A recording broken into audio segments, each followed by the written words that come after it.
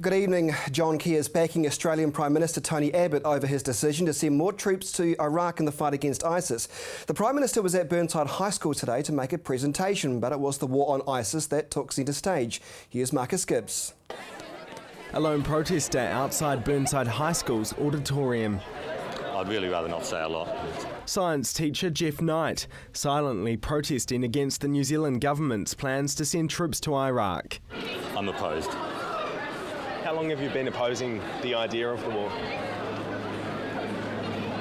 Come on guys, I'm not that interesting. The protester refused to comment further on the matter, as did the school's principal Phil Hosting, who declined an interview and didn't respond to an email requesting a statement from the school.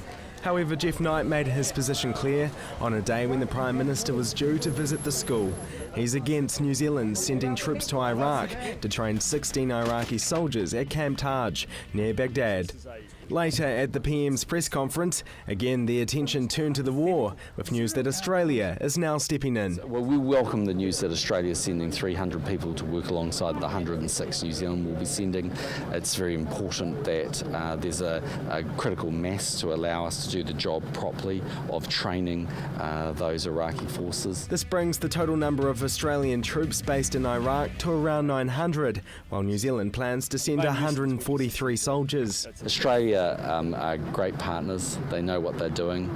They too will be sending, as I understand it, force protection people, so that's an added level of support for our people, and they'd really be our preferred and best partners.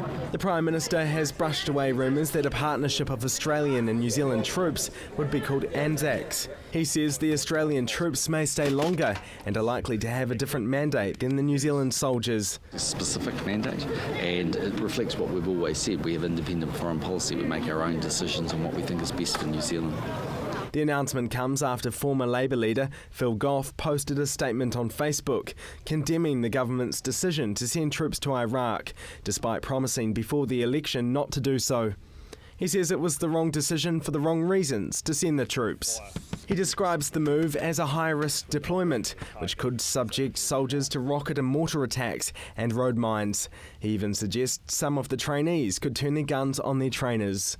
He says New Zealand should instead use its position on the United Nations Security Council to demand effective action to stop money, weaponry and personnel going to ISIS. He also suggests saving the $65 million the government is investing in sending soldiers to Iraq and instead spending it on saving lives and alleviating the suffering of some of the 13 million refugees in the region. Marcus Gibbs.